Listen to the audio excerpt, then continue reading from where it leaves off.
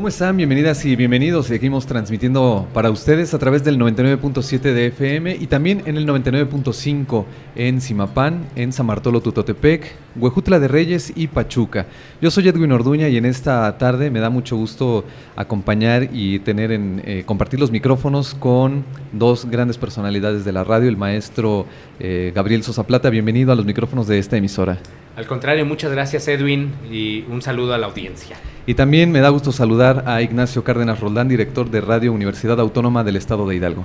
Gracias, Edwin. Muy buenas tardes. Sí, efectivamente, como bien lo dices, es un placer, es un honor tener aquí a Gabriel Sosa, quien dentro de la radio tiene una trayectoria importantísima. Y la presencia de Gabriel esta tarde obedece a que en el marco de esta feria universitaria, claro, Edwin viene a presentarnos este libro, que la presentación acaba de culminar hace unos minutos, pero sin duda es uno de los materiales más importantes que podemos tener para contextualizar, darnos una idea muy clara de lo que ha sido la radio en México desde sus inicios hasta el día de hoy. Sí, el maestro nos estaba comentando de todo este aspecto anecdótico, con cifras y también algunas anécdotas quizás un tanto obscuras, ¿no? De todo lo que ha acontecido en la radio, en la historia de la radio, maestro.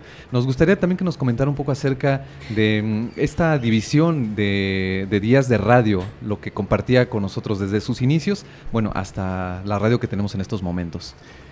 Pues muchas gracias por tus palabras, Ignacio, gracias, Edwin. Y pues bueno, lo que hacemos en el libro es justo un recuento de lo que ha sido la historia de la radio, evidentemente a partir de su surgimiento oficial en 1921, en septiembre de 1921, hasta prácticamente fines del año pasado. Y relatamos los grandes momentos que ha tenido la radio, de aquella radio que se hacía experimental en sus inicios, a lo que fue propiamente la radio ya industrial, comercial, con el nacimiento de la XCW, después de la XCB, bueno, un poquito antes surgió la XCB, pero digamos el boom también fue en los años 30, de la XCX, entre otras grandes radiofusoras de todos estos años, y de lo que ha significado social y culturalmente la radio. Comentamos pues cómo se hacía la radio, ¿no? De estos grandes radioteatros, de las orquestas en vivo, de las radionovelas, de los programas cómicos, de los programas de concurso, y que marcaron pues toda una época. En aquellos años pues no había televisión, la televisión nace en 1950 y su expansión también tardó alrededor de unos 20 años.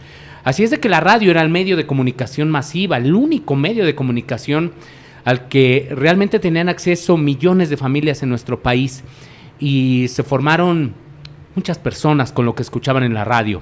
La radio alimentó al resto de los medios de comunicación, alimentó también la época dorada o maravillosa de oro del cine mexicano, y después los primeros programas también se hicieron a partir justo de los talentos que estaba aportando la radio, me refiero a los programas de televisión.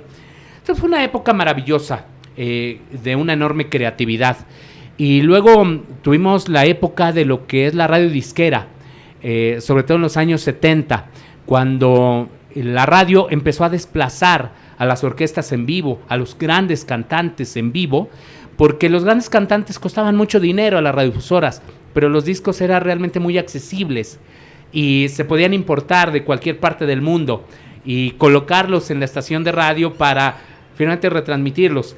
Entonces nos decía, por ejemplo, Guillermo Salas en una entrevista que le hicimos, uno de los dueños, más que creador del concepto NRM Comunicaciones o Núcleo Radio 1000, pero uno de los dueños de Radio 1000, dice, nosotros no podíamos competir con la XCW, porque no podíamos pagarle, por ejemplo, a Agustín Lara, ¿no? No podíamos pagarle a Pedro Vargas, ni podíamos tener a Luis Arcaraz, pero sí los podíamos tener en discos. Y también podíamos tener en discos a los grandes exponentes de la música de banda de Estados Unidos, y con una buena programación, es decir, todo lo que existe también en producción alrededor de la radio, es como comenzamos a generar audiencia.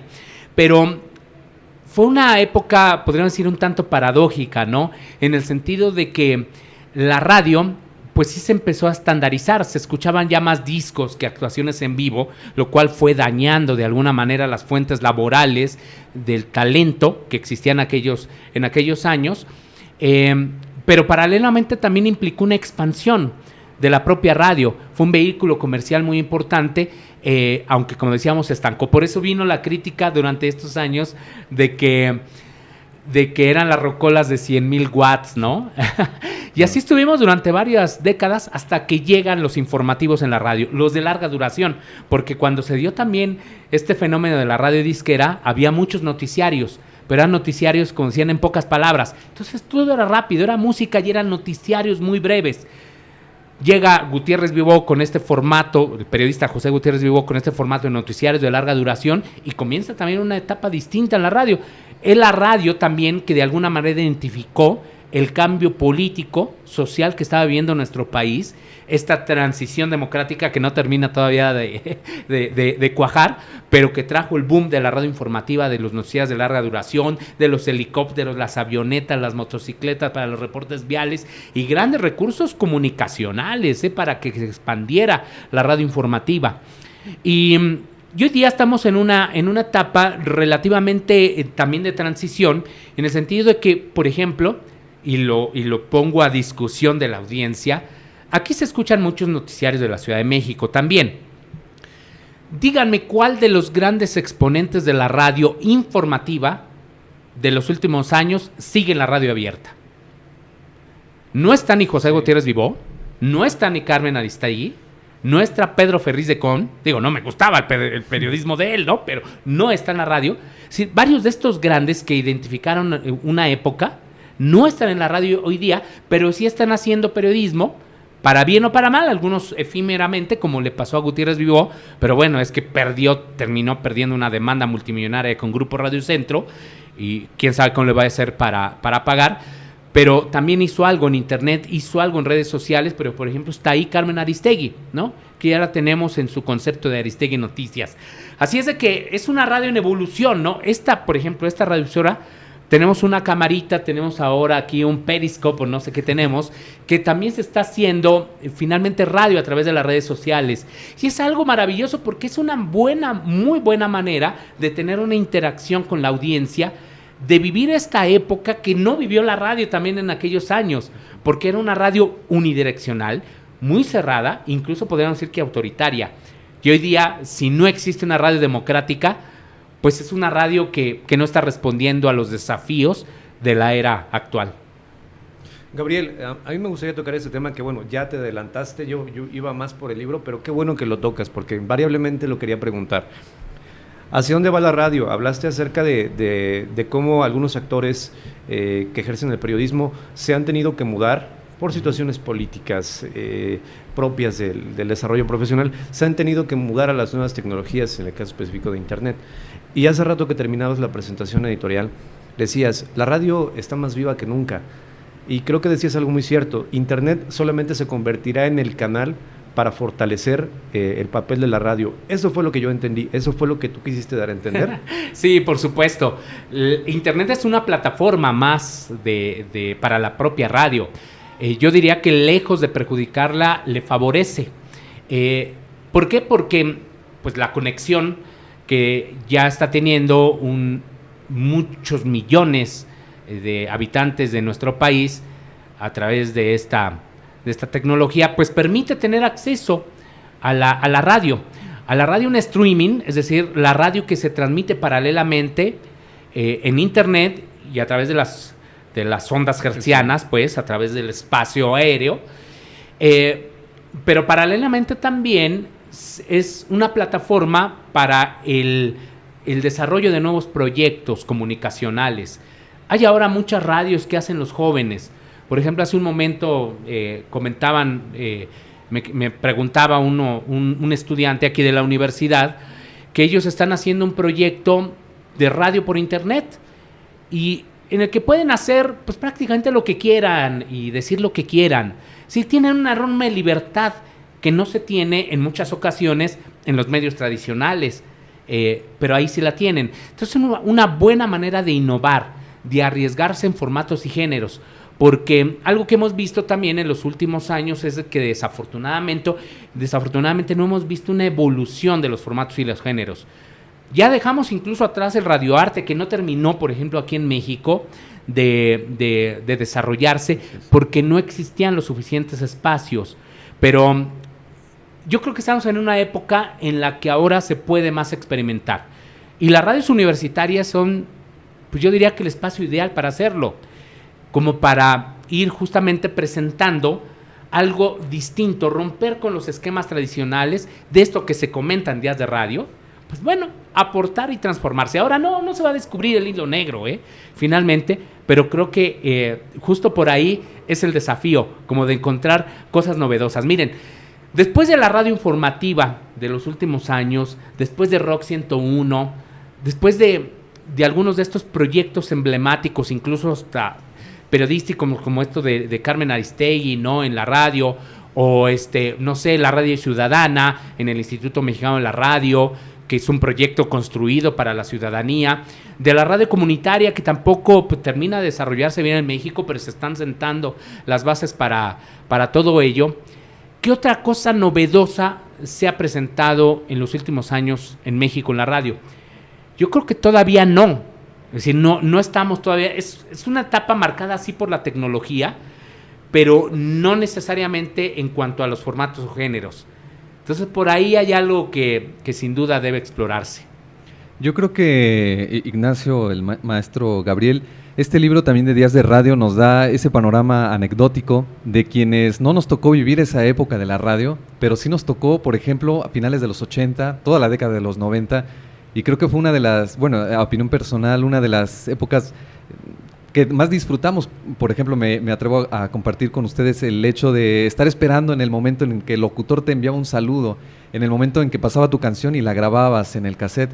Yo creo que esto últimamente se ha perdido por cuestiones de plataformas digitales como Spotify, Apple Music, que ya es muy fácil poder accesar a ellas y buscar tu canción. Entonces yo creo que esas décadas fueron de las mejores por este tipo de aspectos que quizás ya ahorita ya no vamos a encontrar en la radio. Puede ser, y yo lo pongo en duda porque si tú te vas a muchas de las radiodifusoras, que se hacen en la República Mexicana, te das cuenta que la radio sigue siendo el vehículo fundamental para dar a conocer la boda de la hija, ¿no? El cumpleaños del compadre, avisos, por ejemplo, todavía se siguen transmitiendo de que no encuentran a algunas vacas, ¿no? De que por ahí tuvieron problemas con el pastoreo, o que están recibiendo cartas, incluso hay radioemisoras que siguen recibiendo cartas que les envían sus paisanos de Estados Unidos, y la radio es el punto de reunión. De hecho, las radios, lo que se ha encontrado en muchas de las radios comunitarias, de las pocas que tenemos en México, porque no llegamos estadísticamente a más de 25 formalmente instaladas radios comunitarias en México, son verdaderos centros de innovación tecnológica y de comunicación. ¿Por qué? Porque resulta que muchas de estas radioemisoras son, en sus comunidades, de las pocas que tienen acceso a internet y que suelen compartirlos con la comunidad. Y de que además ahí es el punto de reunión, es el punto en el que se dan a conocer los hechos o las noticias importantes. O sea, es un medio indispensable. Y ahí está, porque también refleja mucho de lo que son o de lo que aspiran estas comunidades. Así es de que, más bien, este fenómeno que hemos estado viendo entre los jóvenes en cuanto al consumo de Spotify y de estas plataformas, YouTube en primerísimo lugar, porque incluso utilizamos YouTube como un reproductor de música. Sí. Son listas de reproducción que incluso ya hasta te las programan con base en tus selecciones. Y eso es algo que ahora se está haciendo, y tú ya nada más le pones el play y estás trabajando en la computadora y estás consumiendo música. Pero esto es un fenómeno citadino, es un fenómeno muy urbano. O sea, no significa que también se esté dando en las comunidades rurales, yo diría, pues sí, yo creo que también, ¿no? Pero en menor medida. Yo lo que he notado es de que, sobre todo a las niñas y niños que comentamos algo, ¿no? Algo hace un momento allá de mi experiencia particular como papá, es de que, ¿qué les llama la atención independientemente de la música? Porque la música la pueden encontrar en Spotify, y la pueden encontrar en YouTube, o en muchas de otras plataformas, ¿no? Disponibles incluso gratuitamente. ¿Por qué la radio? ¿Por qué mi hija, o por qué mis hijas, o por qué muchos de las radioescuchas todavía, pues, niñas, niños, siguen solicitando alguna estación en particular? Porque son las historias alrededor de las canciones. Es porque ahí es donde se enteran de los lanzamientos musicales. Es muy difícil hacerlo a veces en Spotify. No tienen un locutor que les diga, oigan, este es un lanzamiento nuevo, ¿no? De X artista. Pero en la radio sí. Les dan todo un contexto. Los involucran de alguna manera, ya saben, con sus encuestas, con sus rifas, con sus sorteos, con tu platícame qué piensas en este momento sobre tal circunstancia, y están hable a la estación. Bueno, hasta los comerciales resultan ser en ocasiones atractivos para un sector de la población, porque pues tienen otra visión, otra vertiente de la realidad que no llegan a encontrar cuando están conectados a una plataforma que solo les ofrece música. Finalmente la radio la hacemos los seres humanos, ¿no? Digo, eso que suena así como que algo lógico, demasiado obvio, pero ese es el sentido de la radio, ¿no? Que es la humanidad, es decir, es la posibilidad de poder comunicar emociones, sensaciones, información al día, que no nos ofrecen estas plataformas automatizadas y que se diseñan mediante algoritmos. Gabriel, fíjate que justo acerca de lo que estás hablando, de todo este ambiente que genera la radio, y que finalmente la radio no es solamente de aquí para allá, o sea, es una retroalimentación. Fíjate que nos está llegando un mensaje. El señor Gustavo Gutiérrez nos escribió para felicitarte por estar aquí, por estar escuchando la entrevista. Y dice que del tema del que estamos hablando seguramente nos estamos refiriendo, y por supuesto que tiene mucho que ver, a un decano de la radio que es don Héctor Martínez Serrano. Nos menciona que, bueno, él fue quien inició con los programas de revista. Don Héctor, que hasta el día de hoy todavía se mantiene al aire con uno de los ratings también más altos que tiene la radio mexicana. Es cierto, en la radio comercial, gracias a Gustavo, qué bueno que nos está escuchando. Sí, indudablemente, él es uno de los íconos de la radio, ¿no? Y yo diría que es uno de los más veteranos que siguen. De los últimos. Sí, que marcó también toda una época, ¿no? Porque ya se nos fueron algunos de los grandes, no sé, recuerdo al maestro Prieto, Francisco Prieto, recuerdo, híjoles, pues, lo que pasa es que han sido tantos los que se nos han ido, ¿no? Comentaba hace un momento de Alonso Sordo Noriega, por ejemplo, que marcó toda una época. Bueno, todos los locutores de todos estos años ya no existen en la radio. De hecho, ya no existen esas grandes voces, ¿no? Generalmente, pues un poco más trabajadas, sí, ¿no? En la radio. Ahora se busca algo mucho más espontáneo, mucho más juvenil, mucho más cercano a la gente, a cómo hablamos cotidianamente, y ya no existe ese cuidado de las voces. Me viene a la mente Emilio Evergenji, ¿no? Por ejemplo, que un personaje también muy destacado, particularmente en la radio cultural, y que pues él llegó a tener un programa pues, justo infantil, ¿no? Que se puede hoy escuchar en podcast, que es otra de las maravillas, por cierto, de internet. La radio ya no es necesario escucharla en el momento, sino que la puedes escuchar después. Si tienes acceso a tus programas preferidos, pero que por alguna razón ya no tuviste la oportunidad de escucharlos en vivo. Entonces es otra también de las maravillas. Aparte no ocupa tanto espacio, ¿no? Es más accesible la reproducción, e incluso pues el tenerlo en nuestros dispositivos móviles. Pero sí, es uno de los personajes emblemáticos. ¿Cuál otro de los programas, de los viejos programas que todavía tenemos en la radio? Ya realmente muy pocos, ¿eh? Tenemos algunos que son de épocas más recientes, muy influyentes, quizá no nos gusten demasiado, pero pues hay que reconocerles. No sé, me refiero, por ejemplo, al programa del Panda Show, ¿no? Por decir algo, que sigue siendo un programa muy escuchado. Ahora ya hasta se cambió de estación, ya se fue al Grupo Radio Centro, estaban en Grupo Fórmula, y está haciendo algo similar en la radio, pero no deja de ser influyente para un sector de la población. Escuchamos, pues no sé, por ejemplo, llegamos a escuchar a las que hicieron grandes épocas también en la radio juvenil, sobre todo de los años 80. Recuérdenme de la radio juvenil. Charo Fernández, Fernanda Tapia, Martín Hernández. Bueno, Fernanda Tapia, ¿no? Aunque fíjense, Fernanda Tapia es un fenómeno interesante, Se mantiene todavía en televisión. Se mantiene en televisión y se mantiene no tanto en la radio. Ella hace, por ejemplo, algunos de los programas de la Profeco, ¿no? Pero es una de las voces también muy importantes, aunque son voces más recientes, relativamente, porque también ella, en su momento, le tocó estar, por decir algo, trabajó para Radio 1000, pero por ejemplo hubo una estación también antes de la actual Sabrosita que se llamó Espacio 59, que era un formato de una estación pues como que un poquito culturosa, ¿no? Sí. Es decir, de debate, crítico, en fin. Ya estaba Fernanda Tapia, ¿no? Lo que pasa es que, bueno, ella es tan versátil que lo mismo te puede hacer programas de bromas, ¿no? Que con una enorme seriedad como puede ser un programa de la Profeco, ¿no? La misma Marta de Baile, ¿no? Que tiene también los ratings más altos de México. Es cierto. Y es una de las que más comercializa.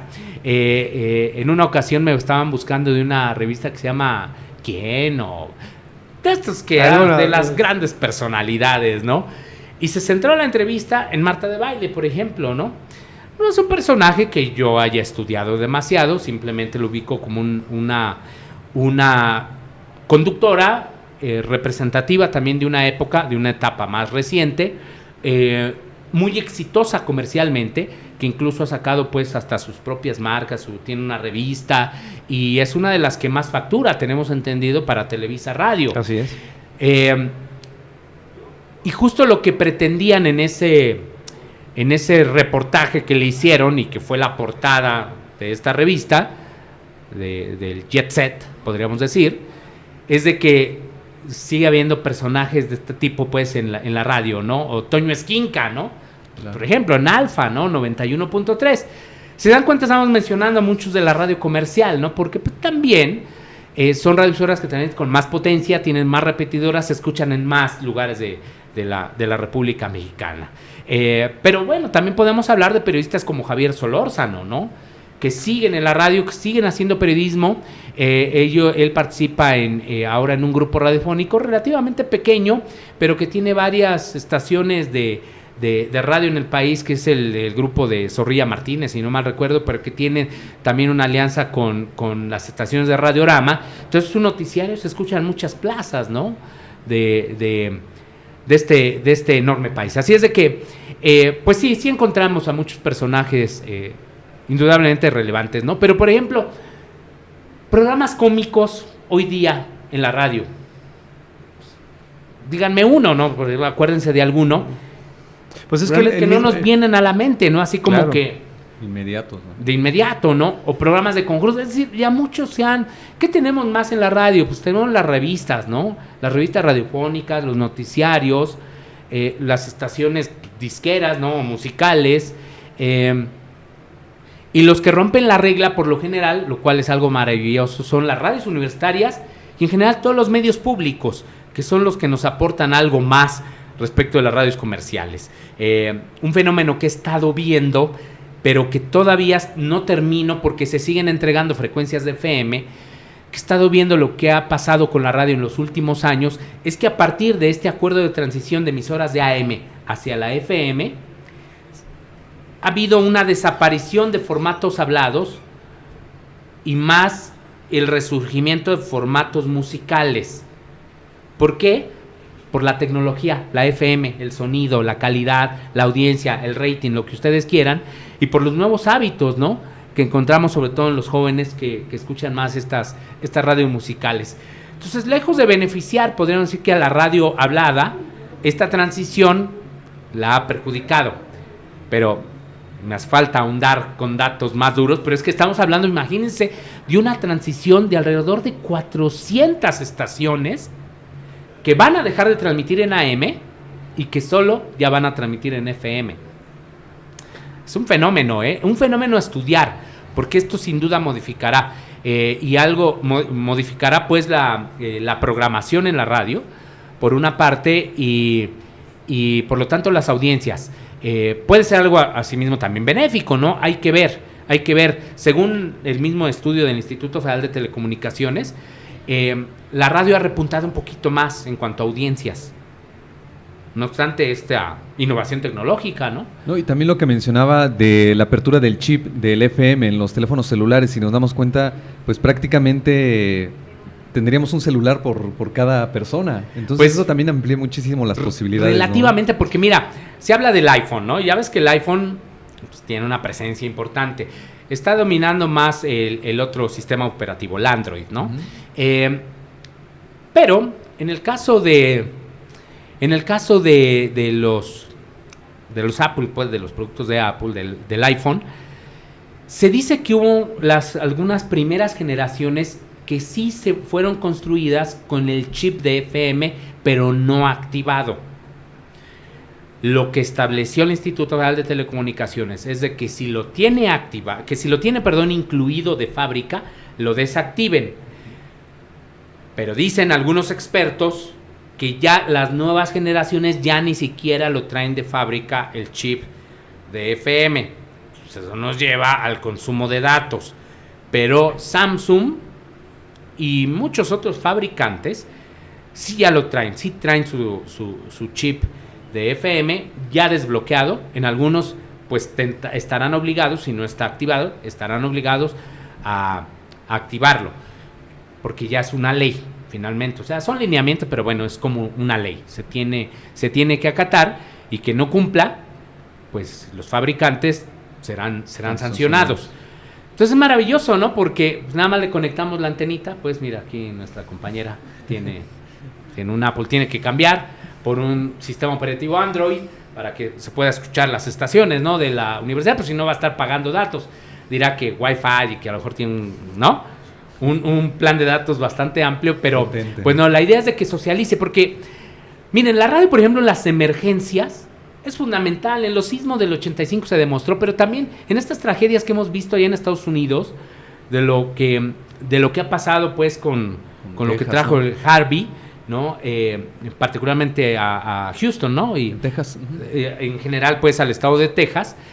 Es de que la radio pues es un vehículo ahí fundamental, porque pues, tenemos una pila, pero luego se nos va acabando también la pila de los radios. Hay problemas con las radiobases, por ejemplo, y se empiezan a saturar los sistemas. Y en la radio tenemos al menos esa fluidez, ¿no? De comunicación permanente que nos permite conocer dónde podemos encontrar ayuda, dónde están los albergues, ¿no? Exactamente, los albergues, y algunas pues sugerencias, instrucciones en materia de seguridad. O sea, para las tragedias es fundamental. Muy bien, pues sin duda es muy interesante todo esto que nos ha comentado. Nos deja también abierta esta espina, esta expectativa por seguir leyendo, conociendo todas estas anécdotas y todos estos días de radio, de la historia de la radio en México. Pero además también está ilustrados, vienen fotografías, lo cual pues nos va a acercar a quienes no vivimos esa primera etapa de la radio a saber cómo fue el surgimiento y a cómo ha sido la evolución. Maestro, le agradecemos mucho el que nos haya otorgado estos minutos, el que haya venido a la Universidad Autónoma del Estado de Hidalgo, que es su casa, y por supuesto a esta edición número 30 de la FUL. Al contrario, un privilegio estar aquí. El libro pues está particularmente en Librerías Educal, que es fíjate del Estado, una institución del Estado, lo edita también Tintable, y bueno, Educal es Secretaría de Cultura, y pues ya quedan poquitos ejemplares, a ver si vamos pensando en la segunda edición, ojalá lo logremos, sería maravilloso. Lo que pasa es una edición costosa, si ustedes se dan cuenta, sí, ¿no? Por las fotografías, en fin, y también es un poquito alto al público, pero vale la pena. Yo creo que para los estudiantes de comunicación, de periodismo, incluso para los profesionales del medio, puede ser un libro que les facilite la búsqueda de diversas fuentes de información para que en una sola obra tengan un panorama general sobre la historia de la radio en nuestro país, y como dices, con una selección de fotografías fundamentalmente provenientes del AGN, el Archivo General de la Nación, también de colecciones particulares que ilustran las diferentes épocas este maravilloso medio de comunicación en nuestro país. Y a quienes pues quieran consultar un capítulo, publicamos uno de los capítulos completos en el medio digital en el que escribo, que se llama Sin Embargo, y viene la historia ahí que subimos de Radio Femenina. Entonces ahí lo pueden revisar gratuitamente en línea, y algunos artículos por ahí también los pueden encontrar pues en otras obras dispersos, ¿no? Porque es una conjunción, de varios artículos en el que participamos varios autores: Perla Olivia Rodríguez, Alberto Esquivel, Felipe León López, y un apoyo que nos dio la maestra Beatriz Solís de su archivo que también tenía de fotografías iconográfico, pues muy valioso. Sin el apoyo de ellos, pues no se hubiera podido realizar este libro, y reitero mi agradecimiento. Gracias también aquí a nuestra productora. Gracias. Gabriel Sosa Plata, coautor de historias. Y a Corina, que también me invitó. Corina, que aquí la veo. Muchas gracias siempre. Buena onda aquí, Corina, que siempre nos apoya. Gabriel, déjame meterte en problemas, y con esto nos vamos a ligar a una siguiente charla que seguramente tendremos después, porque te vamos a volver a invitar. Y respóndeme de manera muy cortita. ¿Te gusta la radio que escuchas el día de hoy en México? ¿Sí o no? Sí me gusta. Sí me gusta y la disfruto. Y aunque no me guste, también en lo que no me gusta hay todo un aprendizaje. Perfecto. Te invitamos a platicar de ello próximamente. Muchísimas gracias. Gabriel, es tu casa. Muchas gracias por la hospitalidad. Vamos a continuar con más de la programación que les llevamos en estas transmisiones desde el Poliforum Carlos Martínez Balmori en la FUL 2017. FUL 30 años.